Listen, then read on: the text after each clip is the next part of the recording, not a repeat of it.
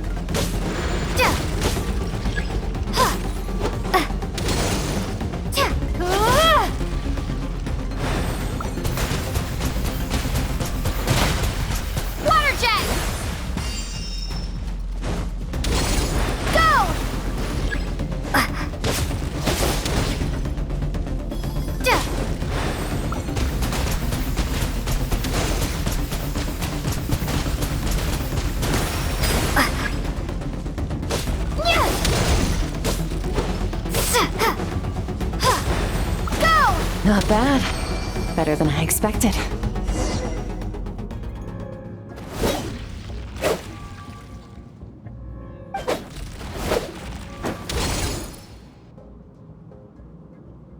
You're getting the hang of it. The first step to controlling your emotions is controlling your mind. You want a unified train of thought. It all comes down to focus.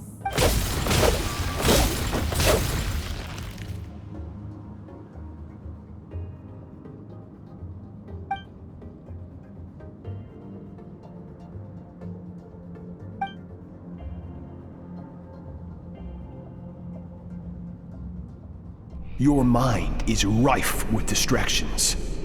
From now on, I shall show no mercy in your training. You must learn to shut out all the pointless emotion, crush the self that makes you weak, and become master over your physical form.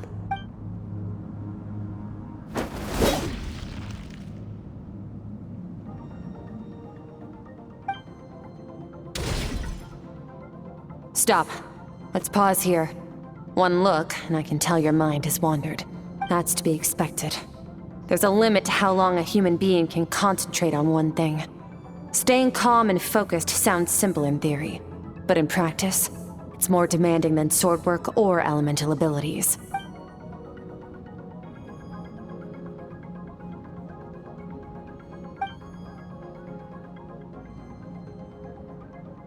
Get some rest. No point training further if you're already dead on your feet. Like I said at the beginning, the only goal of this training is for you to reach a point that you're satisfied with. You managed to push past your limits, which is a good start. You can be proud of that and sleep well knowing that you've earned it.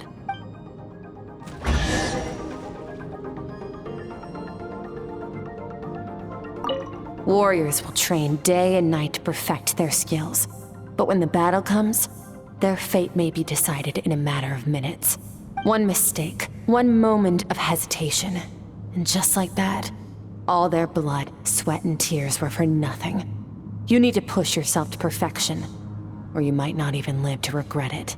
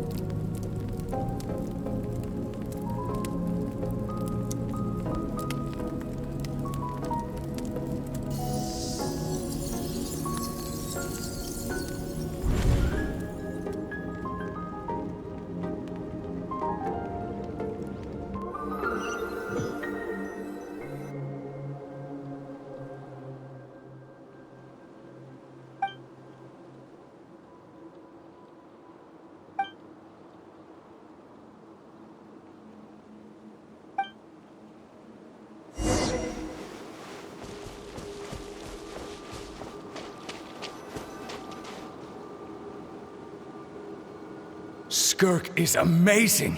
She faced down that terrifying giant and cut its head clean off. She got hurt though, didn't she? I heard it was pretty bad. Yeah, well, that's a given. But the moment she was on the mend, she got right back to practicing her sword work. I heard Master suffered a grave injury once too. Lost an arm and a leg and still came back stronger than ever. Skirk's becoming more like him by the day. Incredible. I wonder if I'll ever reach their level. They're always so resolute, so unshakable.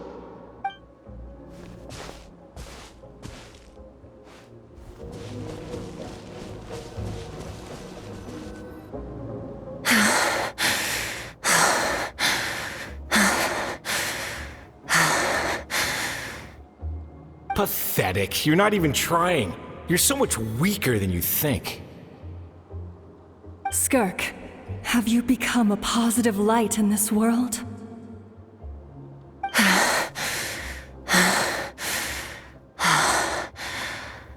Do you even remember how many of us perished in that fire?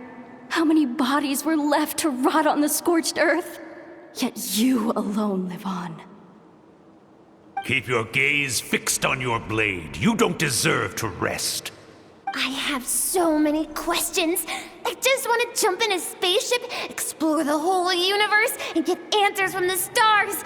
I just need to wait till I'm grown up. Then I can do anything.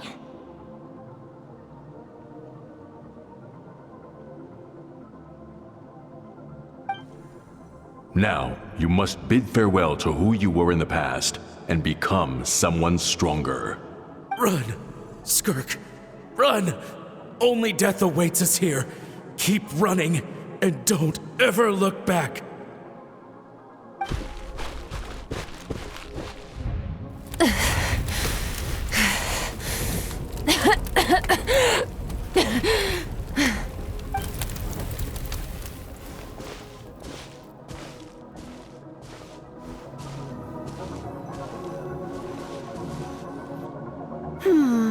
Let's see here.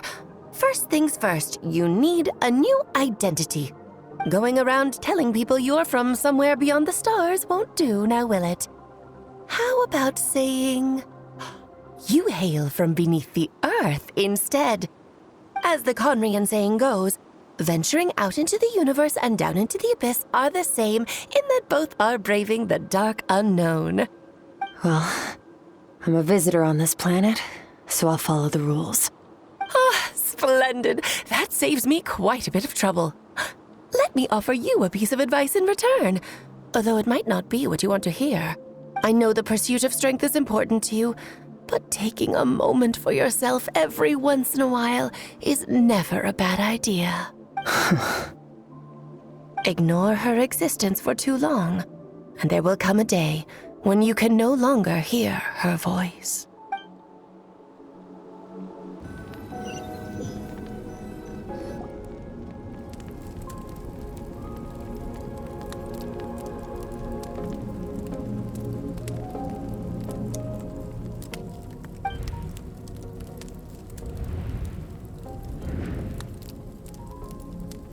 You're awake! You must be starving, right? Ta-da!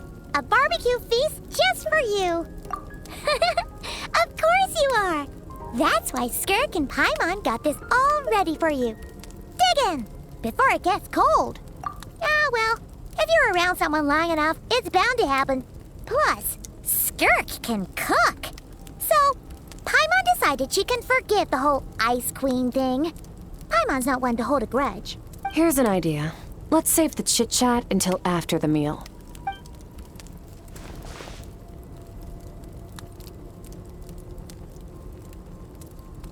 Ugh, so full. Okay, it's Paimon's turn to sleep now. Wake her up when it's time to go.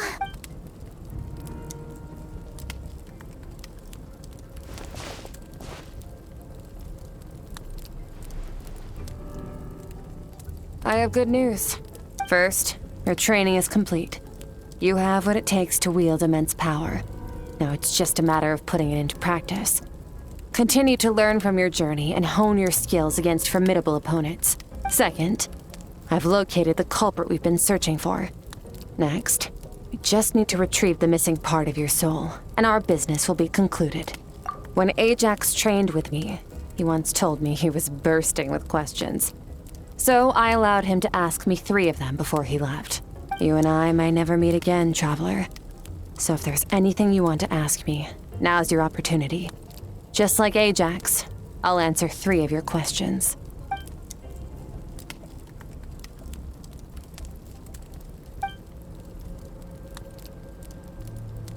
Okay, not the angle I was expecting. What makes you ask that?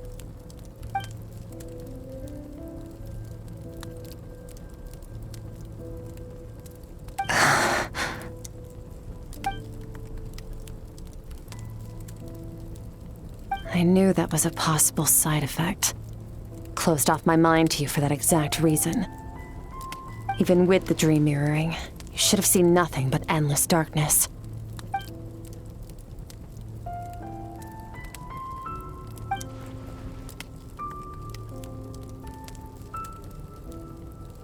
Whatever.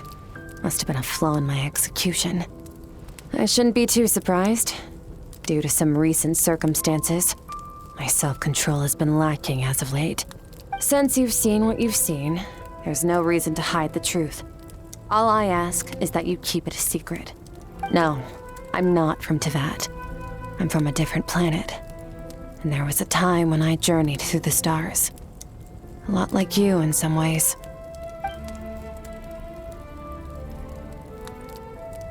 No, we're different in that respect.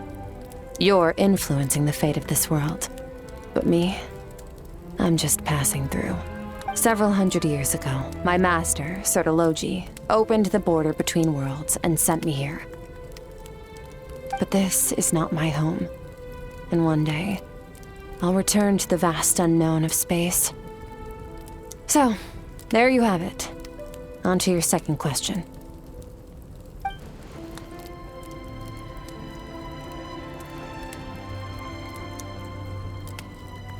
To become stronger. For certain reasons, I need to bridge the power gap between me and my master as quickly as possible.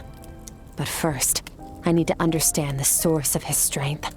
To do that, I need to follow in his footsteps, walk the path he once walked, and somewhere along the way, I'll find out how to defeat him.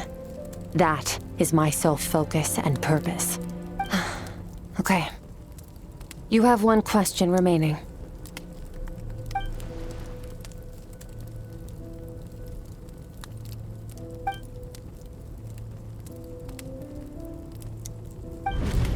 You make it sound so easy. Ever since the incident I experienced there, I've never stopped searching for Master Skirk and that unknown abyss.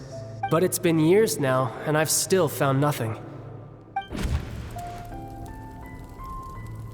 Well, your last question?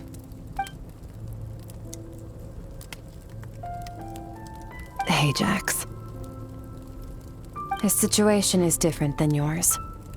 Before you ever crossed paths with me, you'd already encountered many formidable people, studied their techniques, and developed your own skill set. So, during your training, all I had to do was build upon that foundation. But Ajax was so young when he came to me. A complete blank canvas.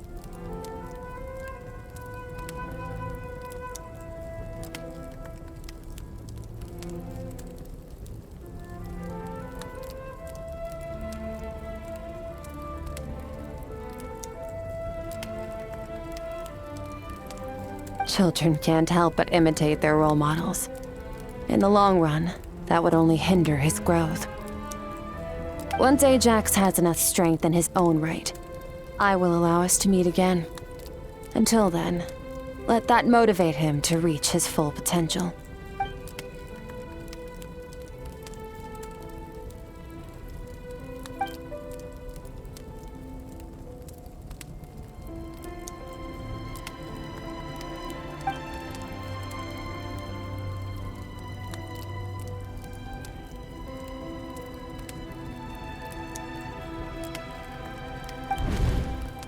Unlike you, I have no desire to establish a connection with the world.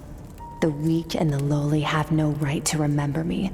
They're lucky they only have a few missing memories to show for it.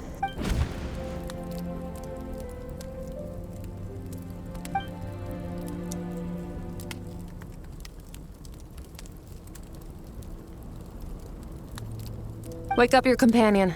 It's time to go. Oh, and everything I just told you. Best keep it a secret from her as well. Time to go. Oh, finally. Where are we headed? Just follow me. I'll open an abyssal rift close to the culprit's location. It will take us to where he's hiding.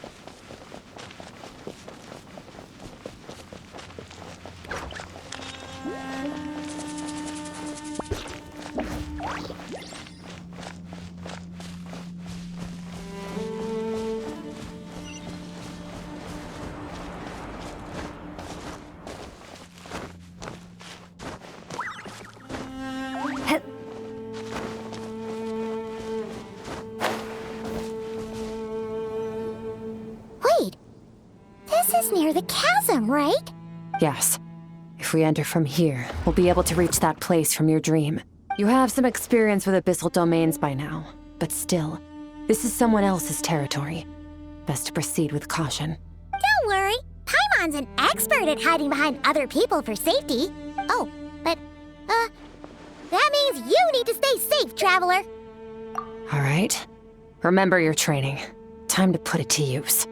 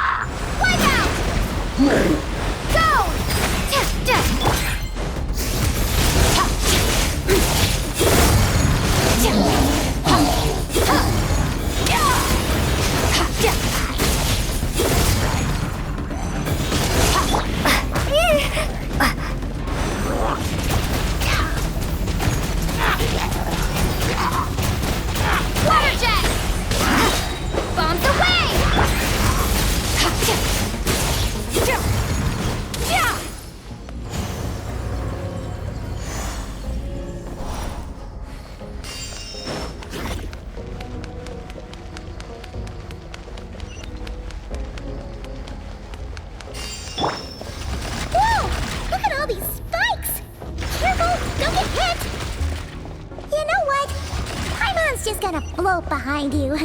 Come on, you got this. Yeah!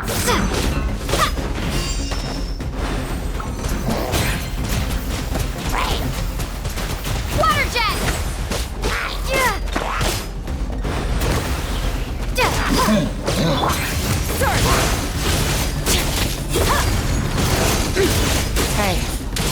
What are you two doing here?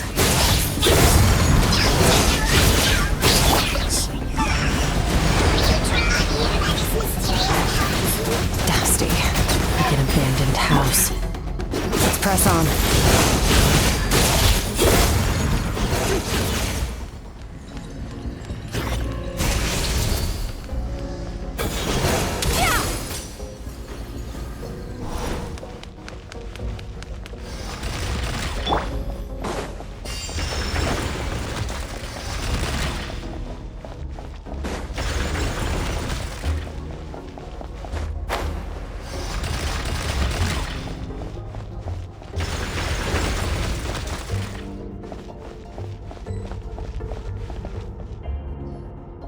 Oh, looks like this is a dead end. Did we make it to his hiding place?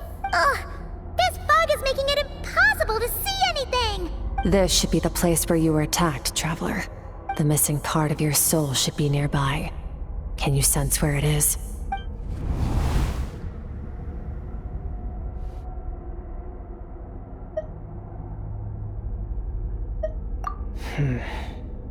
Our opponent must have covered his tracks just in case. Otherwise, you should have sensed it much more strongly. Hold on! Look! The spikes are back! Stay calm. Let's hold back a little. Give our enemy some wiggle room so we can see what we're dealing with. If you're too reckless, we might be playing right into his hands. Our enemy took part of your soul for a reason. It's likely he integrated it into his attack somehow. If we're smart about this, we can track it down.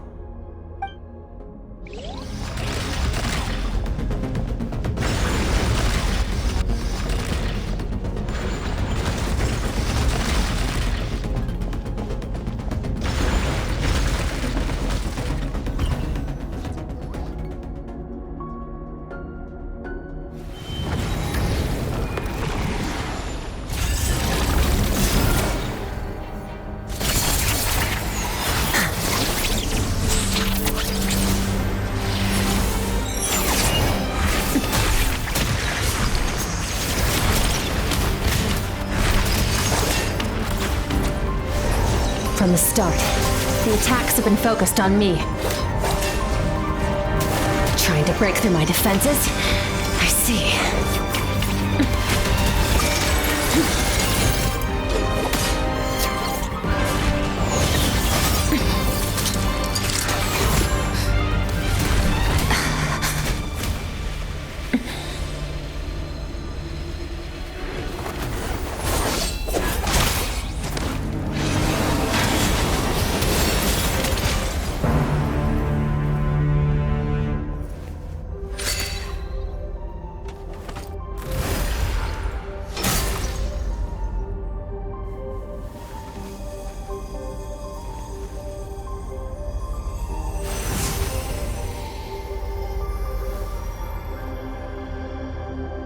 There. I got it back. Traveler! Skirk! What happened? It looked like Skirk just got... In the Guili Plains, you asked me why this enemy chose you as his target. Now, the answer is clear.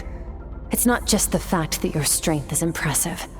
It's also because of your ability to, as you put it, purify abyssal power, whatever that actually means. The fact is, that ability allowed him to do something that should have been completely impossible. Namely, break through my defenses and steal my power. No, he couldn't have known I'd come to his domain. He only stole your soul fragment because he knew the value of its power. I doubt he expected it to come in handy so soon. Call it fate if you want. I believe that's the term they use in this world for arbitrary coincidences like this. In any case, it works to our advantage. Once I realized what he was using that power for, it gave me the chance to get back what you lost. I'll cope. Well, done gorging? Good. Time to answer some questions. How did you get the power of the all-devouring narwhal? The all-devouring narwhal? Oh, of course! Paimon knew that spike thing looked familiar. It looks just like that narwhal's horn! I highly doubt you acquired that power through your own strength. Tell me I'm wrong. You're desperate enough to scour the land for god remains and whatever vestiges of power you can find. That alone proves you wouldn't be able to defeat a creature like that. Which leaves one possibility. You know my master, the Foul, Sertologi. The Foul? Who dares call him foul?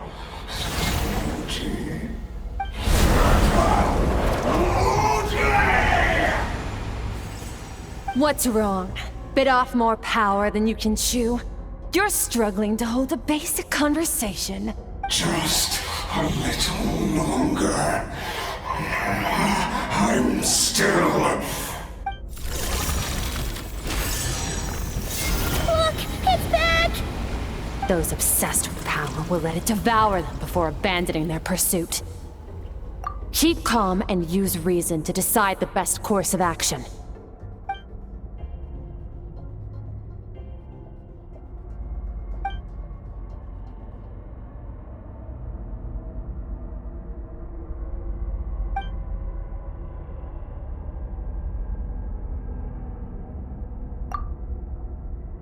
Wise decision. Final victory doesn't always come after a single battle. You've got your soul fragment back, so we both got what we came for. Let the enemy draw breath while he can. It won't be for long. Get us out of here, Traveler. You'll need to lead the way this time.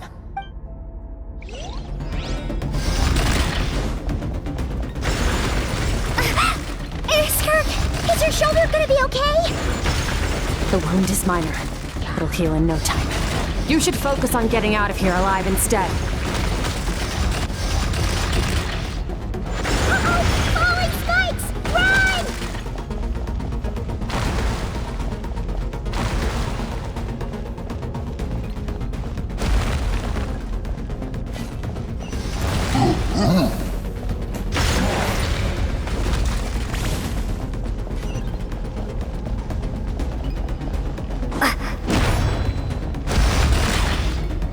Watch out! Looks like this place is about to collapse!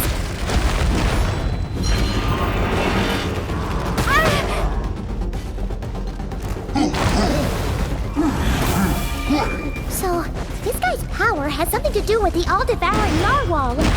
Did you know that all along, Skirk? I had my suspicions. That's why I decided to investigate in the first place. But suspicions only get you so far. I needed to verify it for myself.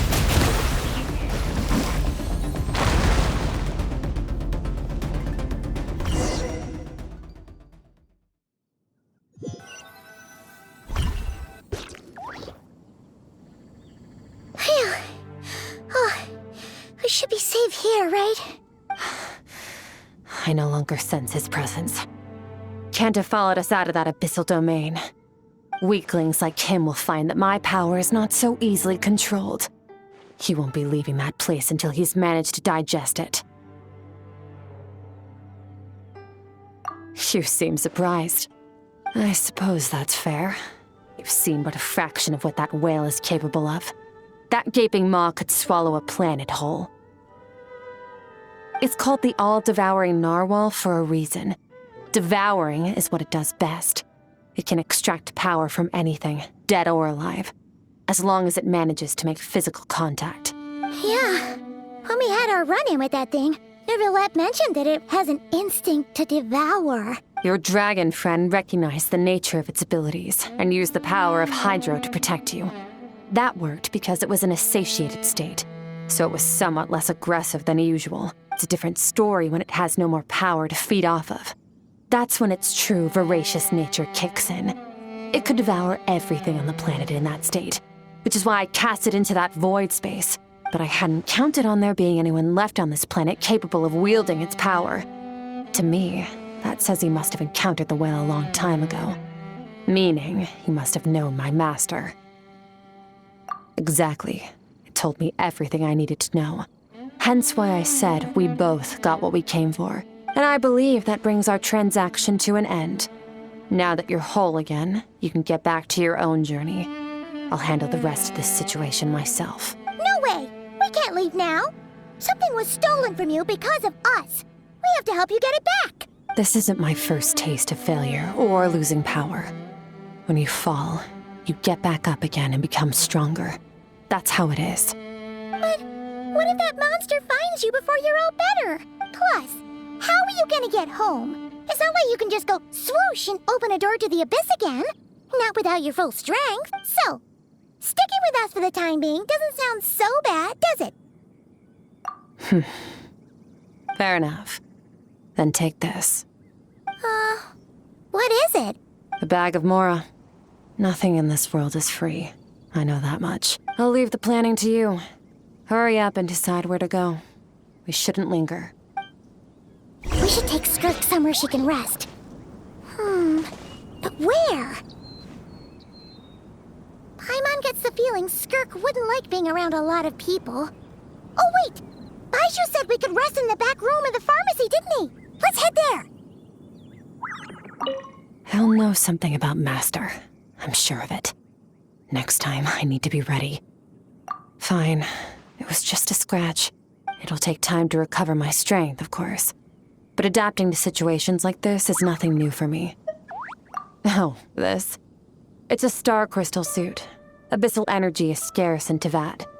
Wearing this helps me access it more freely. It stores concentrated abyssal energy that I can draw from on the go. When the energy runs out, it reverts back to its original form. Found somewhere to rest. Well, lead the way then.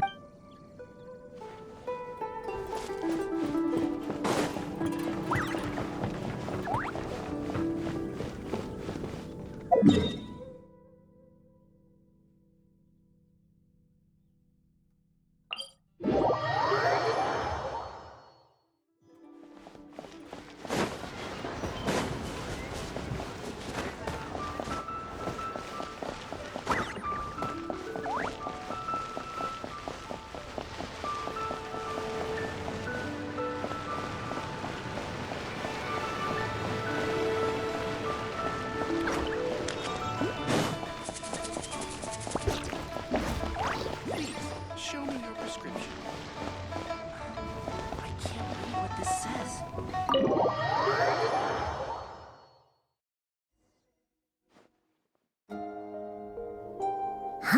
This bag from Skirk has a ton of Mora in it. Does she have a job or something? Wait, no. After what we saw at Wamin Restaurant, that seems impossible. Can you imagine? It would go something like, I'll be collecting my paycheck now, boss. Oh, sure thing. Wait, who are you? Have we met? Can't hold a job if you make everyone forget about you. So, what did she do to get all this Mora? Claimed some buried treasure, took care of a few monsters that were causing trouble. Nothing untoward. It's safe to use. You heard all that? A sonorous voice like yours is hard to miss. I wouldn't be surprised if the sound of it traveled to the nearest mountaintop. Then, did you by chance happen to hear Paimon's little, joke earlier? You mean when you called me Frosty the Lavender Melon? No, sorry. Paimon totally misspoke just now. She didn't say that at all. It was, a Paimon lookalike. Yeah, she's a piece of work, that one. Always impersonating Paimon and giving people weird nicknames. Okay, fine. The truth is, Paimon didn't like you all that much at the start, but things are different now. You helped the Traveler in a big way, so what do you say? Friends? Ugh. I noticed there was only one bed. Go ahead and get some rest. Wait, what about you? I don't get tired, and I don't need rest. I'm going to practice my sword work. That should help me regain some strength. But your shoulder... Hey, don't just leave! Whatever. Let her tire herself out. She'll come back eventually. Let's get some sleep, Traveler. That comfy bed is calling, Paimon.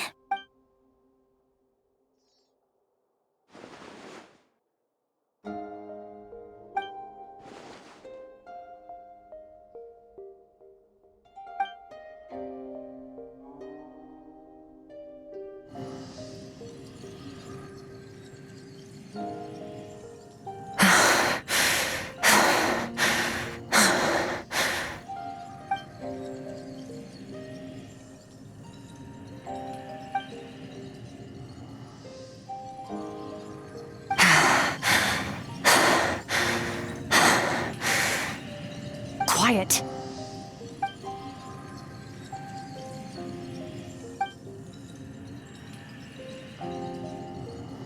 Do you even remember how many of us perished in that fire? How many bodies were left to rot on the scorched earth? Yet you alone live on. Keep your gaze fixed on your blade. You don't deserve to rest. Run, Skirk. Run! Only death awaits us here. Keep running, and don't ever look back.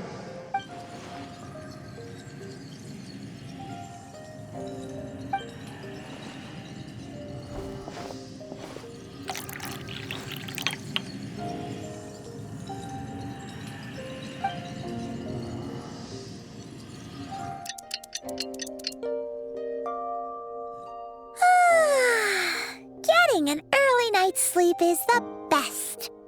That bed was so comfy. Wait, Skirk? Have you been sitting out here the whole night? The bed's all yours if you want it. About 60%, maybe 70. Whoa! Paimon thought it would take at least a couple of days. That was fast. No, not fast enough. That's 20% less than last time. Same training regimen, same intensity. Nothing felt different, but somehow the outcome fell short. No, I think the problem's with me. I need to meditate for the next 2 days. Deep introspection should help me find the issue. Ooh, sounds intense. We'll watch over you in the meantime, then. Thanks. See you in 2 days.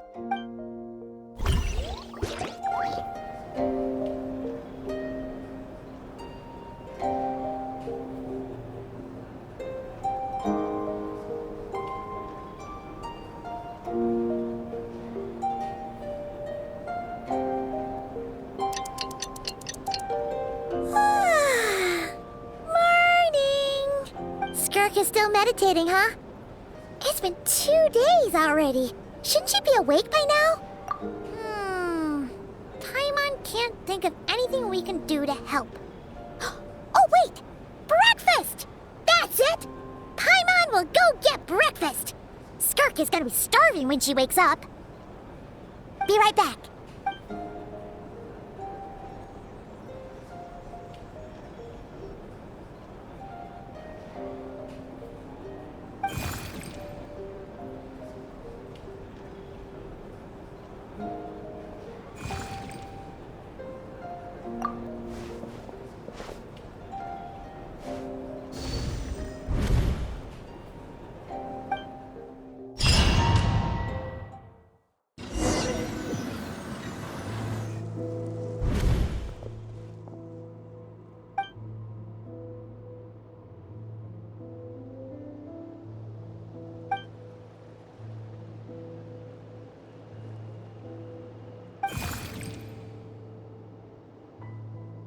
That's right.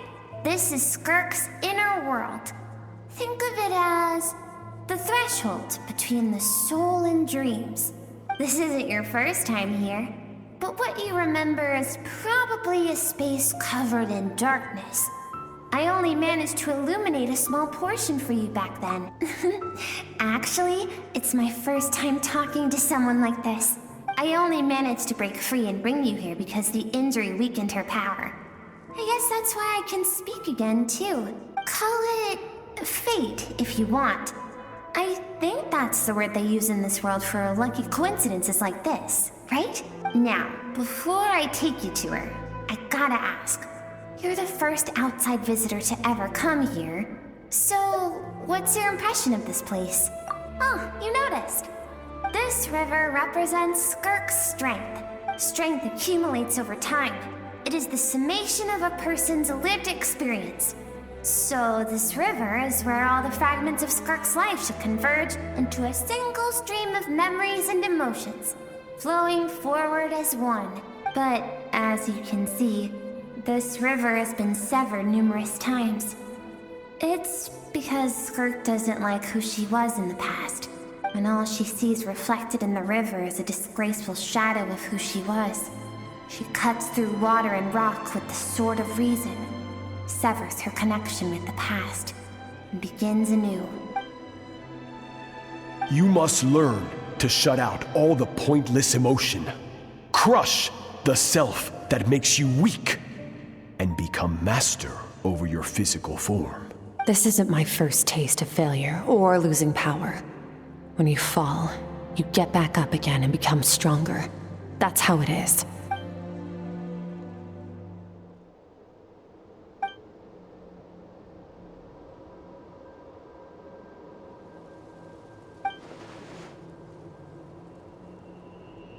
The answer to one mystery invites another question, I see. Let's follow the river upstream. There among the cliffs, among the memories etched into her heart, lies the truth of it all. Soon, you'll understand everything.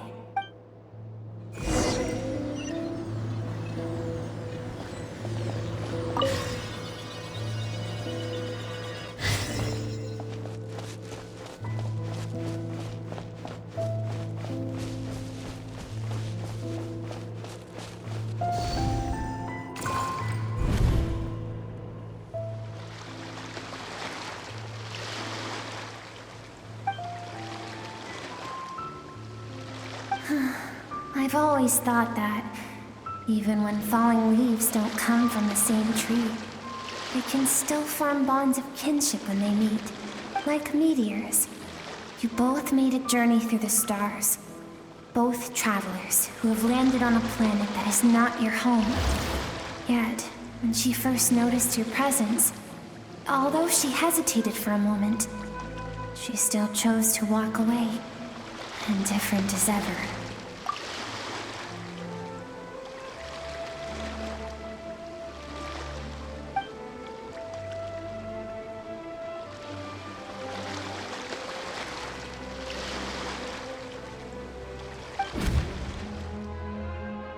Seems like you've answered your own question. Skirk sees herself as a trespasser in this world. She's made a conscious choice to avoid altering its path.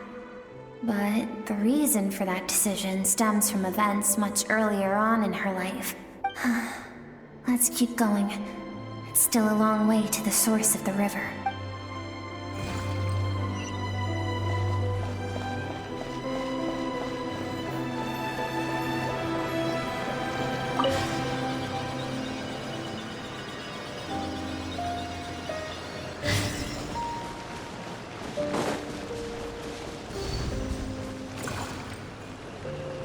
You now have what it takes to wield immense power. From this day forth, I shall teach you no more. No one can become a worthy warrior through imitation alone.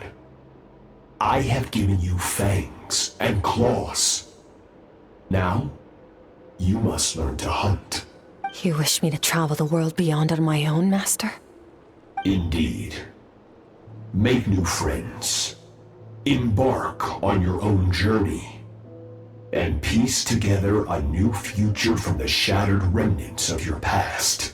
We will still have contact through the abyss. But know this. One day, I will take the life you worked so hard to rebuild and reduce it to ashes. Just like the fire that haunts your mind.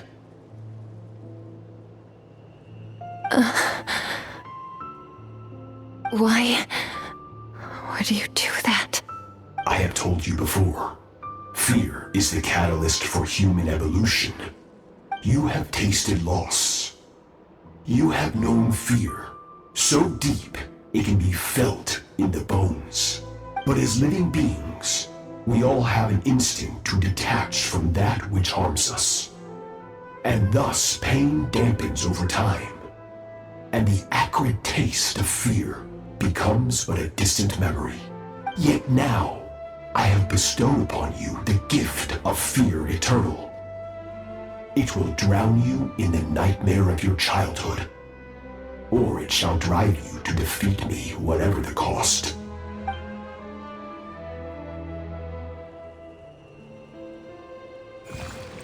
That is what Skirk's master, the Foul, Sertology looked like at one point in time. Of course, as a higher being, physical form is a triviality to him. He could appear as a beast, a human, or even a monster that defies description. The form you see him in here, clad in abyssal armor, is the one he usually wears when traveling through the stars.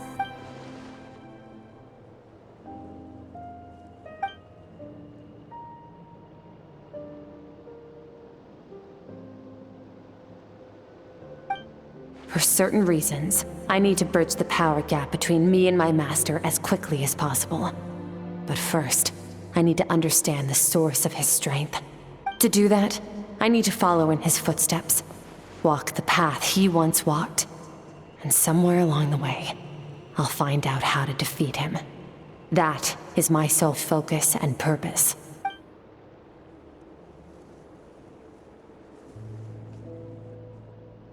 I'll let you in on a little secret. The real Sertology is terrifying.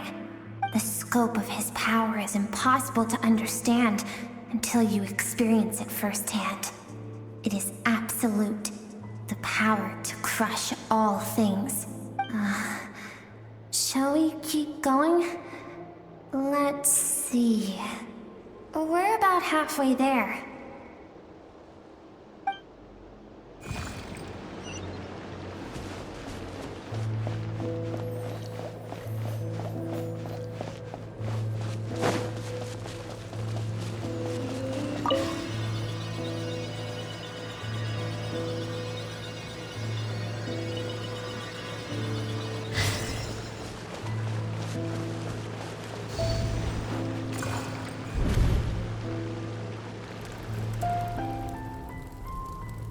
We've made it quite a ways already. This is Skirk, when she first began training under Sertology. I have set your broken wrist. Tomorrow, you're to train twice as hard. No tears this time. Good. Attempting to garner sympathy through tears is a habit of the weak. A pitiful, useless ploy. Can I ask a question, Master? Why did you save me? I keep thinking, maybe it would be better if I had died. I wouldn't be haunted by that fire all the time. I wouldn't have to go on like this. I saved you because I have a plan for you. It has been too long since I fought a battle that demanded my full strength, and I hunger for it. Every so-called genius and prodigy I have faced has crumbled like sand underfoot. Before me, even fate bends the knee. So, I will teach you everything I know. Train you by whatever means necessary. In the hope that one day, you might surprise me. But I don't want to draw my sword against you, Master. What you want matters little. Among the boundless sea of stars, the cries of the weak are but faint murmurs that disappear into the void. You of all people know that well. Yes, Master. From that day forward, all she knew was grueling training, emptiness, and fatigue. After some time, her talent bloomed, and she gained control over her emotions, like her master. How should I put it? It was not that human emotion disappeared from her heart, but that reason came to dictate all she was allowed to feel. I suppose it was at this point that she became the Skirk you know today.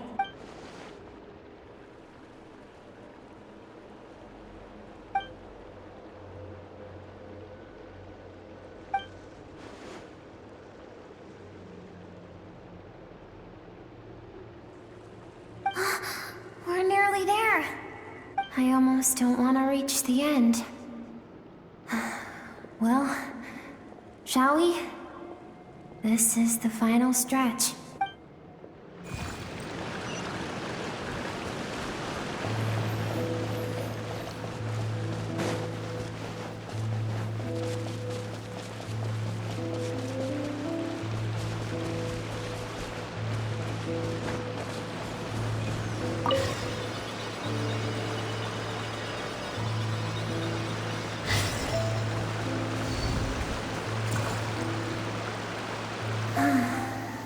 These are Skirk's happiest memories. What a simple and carefree time it was. Wisps of clouds dotted the sky. The sun bathed everything in golden light. And when song filled the air, not even the shyest of flowers could resist swaying along. This is Skirk's homeland.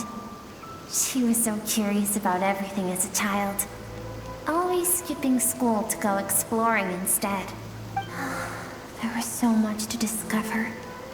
The treasures at the bottom of the sea, the secrets beyond the stars, and that merchant ship packed with adults wearing those strange clothes. Yes, the ship. That was the beginning of the end. It was a spaceship. When it arrived, the people that disembarked smiles on their faces and spoke of friendship. They claimed to be merchants from a neighboring planet, looking to establish trade. Skirk's parents, her relatives, her neighbors, everyone welcomed the newcomers with open arms and allowed them to explore the planet.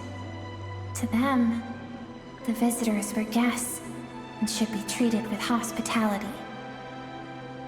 No one had any idea of what was to come. Several months later, an army of unknown origin arrived without warning and carried out a ruthless campaign to destroy everything and everyone on the planet.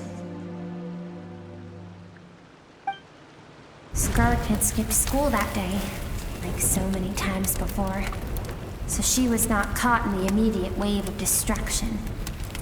But when she came home that day, only fire and ruin awaited her. Countless people cried out to her for help. People she knew and loved. Friends and relatives. The little girl who lived next door. The shop owner with the bad leg. The bad-tempered teacher she had made fun of just that morning. Their lives were discarded like worthless trash as the fire consumed one life after another. Skirk was helpless. All she could do was run. And so she did. She kept running until an unexpected figure crossed her path. If Sertology hadn't been there in that moment, the fire would have claimed her life too. And there she would have remained, left to rot in the scorched earth, with no answer as to why any of this was happening.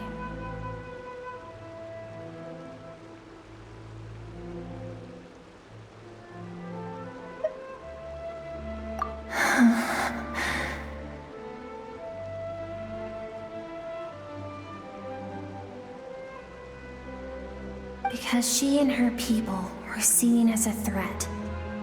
As the initial merchant ship explored the planet, they discovered that it hadn't always had the condition to support life. Yet there was evidence of human activity, even during the periods of extreme heat or cold in the past. Further research revealed that, over time, the people of this planet had evolved the ability to adapt to any type of environment or energy source. For that reason, the outsiders viewed them as a potential threat and decided to eliminate them before the threat could rear its head.